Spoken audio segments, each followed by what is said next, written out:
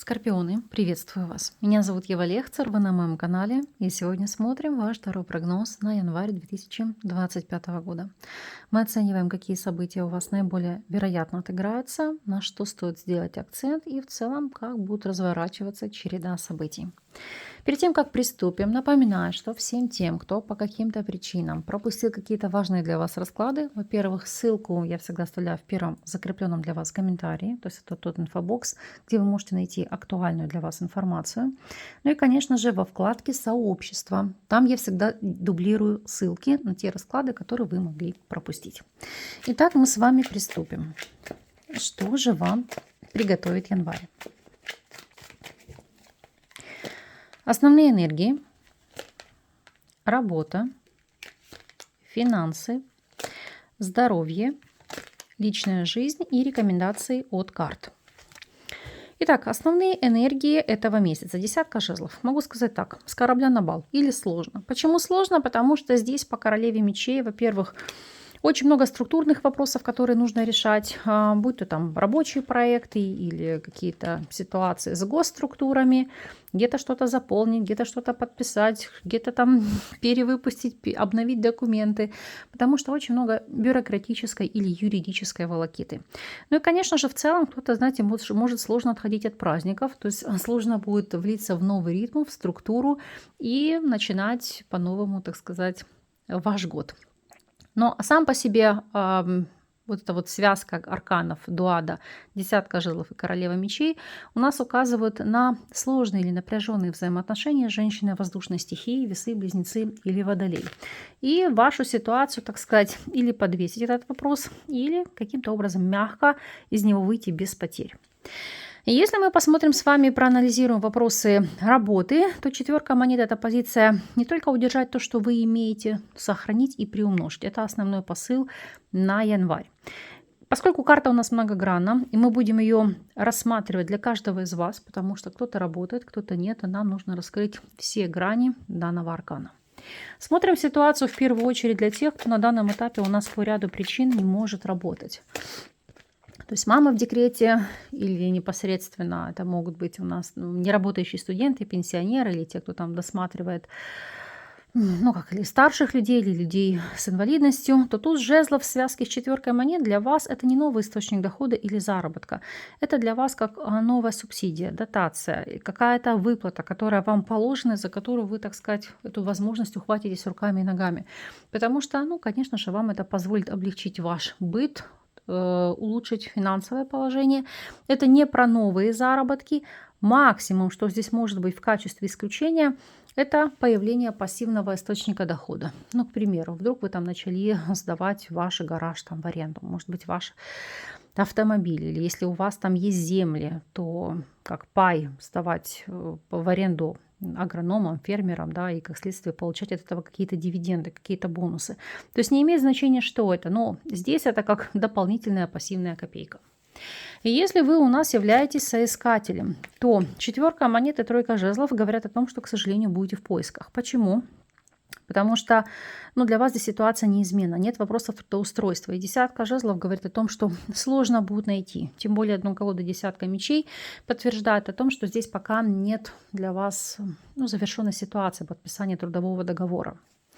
И если вы у нас являетесь наемным сотрудником, то здесь четверка монет и король чаш – это держаться за эту работу по ряду причин. В первую очередь для кого-то из-за хорошего расположения по отношению к вам со стороны руководства или коллег. В целом для вас преобладающим фактором может быть не сколько заработная плата или график работы, а именно то, что знаете коллектив как семья. Или вы чувствуете себя в нем комфортно, или вам очень нравится ваша работа или условия труда. То есть для вас это будет такой превиалирующий фактор. Если же вы у нас являетесь владельцем собственного дела, то двойка чаш и десятка жезлов. Могут быть сложности для тех, кто ведет бизнес совместно с вашим партнером или партнершей по личной жизни, или сложность, как говорю, знаете, устанавливания каких-то новых контактов или связей, если это новый бизнес-партнер. Да, вы действительно можете быть заинтересованы во взаимодействии друг с другом, но это, знаете, как найти сложно общие точки соприкосновения или сложно договориться, но тем не менее возможно, потому что по 4 монет вы будете держаться за этот шанс, эту возможность, ну и всячески пытаться раскрутить эту ситуацию себе во благо. Так, финансовая сторона вопроса. Аркан Императрица. На самом деле в плане денег прекрасная карта. Для большинства она может быть полярна. Объясню почему. Здесь может идти как финансовая помощь и поддержка со стороны вашей супруги или матери. Или второй аспект. Во-первых, с финансами здесь будет все прекрасно, но львиная часть вашего дохода в рамках этого месяца может быть потрачена на вашу супругу или на вашу маму.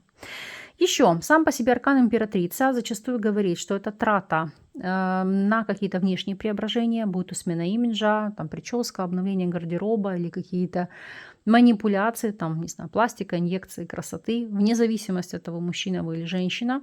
Ну и, конечно же, это все, что касается уюта, обустройства, зоны комфорта вашего дома. То есть украсить ваше жилище, улучшить ваше жилище, сделать его более комфортным, для вас приятным. То есть траты будут на это, но денег здесь более чем достаточно. То, что мы видим по состоянию здоровья, здесь 9 мечей. Не совсем здоровая ситуация. Почему? Потому что зачастую она сулит вопросы бессонницы. Эмоциональные переживания или, вот знаете, тяготные мысли, которые не дают расслабиться или уснуть. Опять же, у некоторых это могут быть тревожные состояния, панические атаки или просто состояние хронического стресса и невроза. Кто-то, безусловно, может здесь справиться самостоятельно, но раскрываю для вас колоду. Королева мечей, как правило, это предписание со стороны врача или протокол лечения. То есть у кого-то легкие седативные препараты, для кого-то более серьезные антидепрессанты. Плюс могут быть такие назначения, там, как массаж, акупунктура, плавание, йога, пилатес. Все то, что позволяет вам расслабиться, убрать зажимы в мышцах, убрать какие-то спазмы. Ну и, конечно же, ситуацию, когда вы себя перенагружаете ментально и находитесь постоянно в стрессе или в неврозе. Смотрим вопросы личной жизни. По аркану Отшельник. Здесь вне зависимости от того, вы свободны или вы в партнерстве, это ситуация, когда есть желание сосредоточиться на своих каких-то целях, на своих задачах. В особенности, если это связано, сопряжено с вопросами работы. Конечно же, эта карта также говорит о ситуации, когда вы можете ощущать нехватку внимания, любви или заботы со стороны вашей второй половины. Но как прозвучит эта карта именно для вас, сейчас будем смотреть и раскрывать. Итак, оцениваем ситуацию для тех, кто на данном этапе у нас свободен. И здесь по рыцарю жезлов и дно колоды у нас колесница. Идет такой формат общения или отношений. Это знакомство или с заядлым холостяком, холостячкой, причем это как дистанционно, может быть через интернет или в дороге. И второй момент, это может быть знакомство с человеком, который значительно имеет с вами разницу в возрасте. То есть как вы можете быть старше, так и новый знакомый, знакомая могут превиалировать у вас в возрасте. Но, тем не менее, отношения здесь могут быть яркие, структурные и продолжительные. И если вы у нас в любовных треугольниках, то Отшельник и 7 монет. Это ситуация, когда вы понимаете, что по сути ничего не меняется.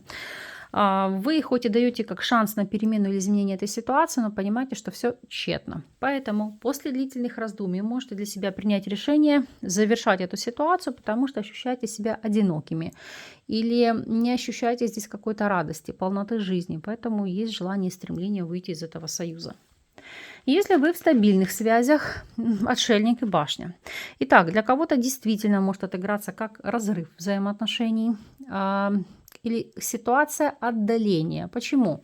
Давайте сразу дополню, по какой причине. Что здесь?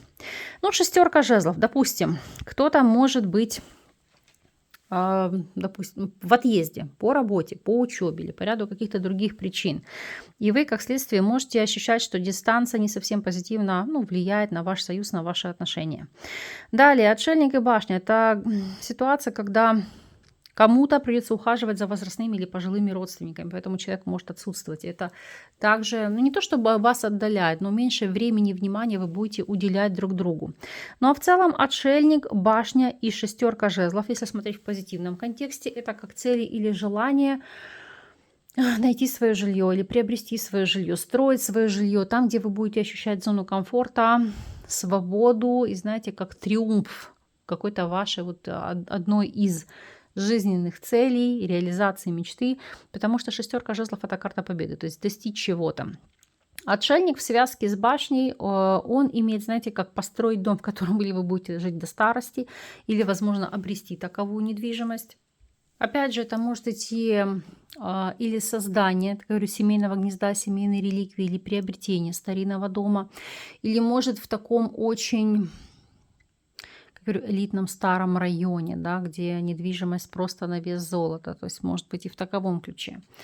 То тогда это действительно как цели или стремление достичь совместно какой-то мечты. Но действия, которые достигаются за счет ваших усилий, результат, который вы получаете за счет вашего планомерного движения к достижению мечты. То есть это каждый день что-то делать для реализации задуманного. Вот тогда это будет иметь эффект. Совет. Совет по восьмерке чаш. С одной стороны, сама по себе эта карта меланхоличного, апатичного, такого депрессивного состояния. Так вот, восьмерка чаш говорит: все, завязывайте с этим, выходите. Выходите из этого состояния. Или постарайтесь устранить у себя в своей жизни факторы, которые могут влиять на вашу стагнацию, на таковое положение вещей. То есть для кого-то это общение с токсичными людьми, для кого-то работа, которая приводит к выгоранию, у некоторых может быть место жительства, которое тяготит. То есть насколько это возможно в ваших силах, старайтесь свою жизнь менять к лучшему. И тогда вот эти вот отягощающие факторы, они отпадут сами собой. Посмотрим с вами еще неожиданность месяца, о чем здесь идет речь. Так. Тучи, рыбы, птицы. И здесь карта гроб на дне колоды. Итак, это переживания эмоциональные очень сильно. Из-за чего? Из-за каких-то новостей. В особенности, если вы постоянно держите руку на пульсе, знаете, смотрите все новостные каналы, накручиваете себя понапрасну. Это первое.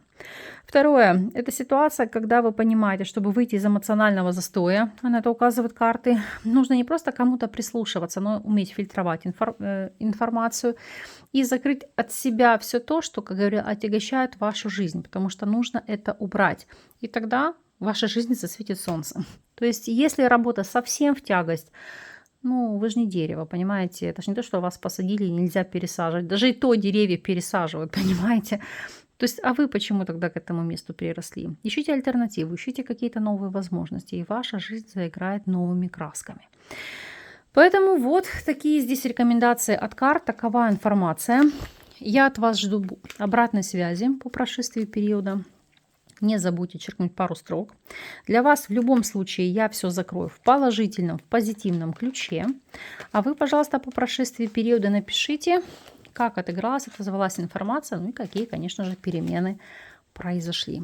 Буду признательна за энергообмен. С вами не прощаюсь. До новых встреч.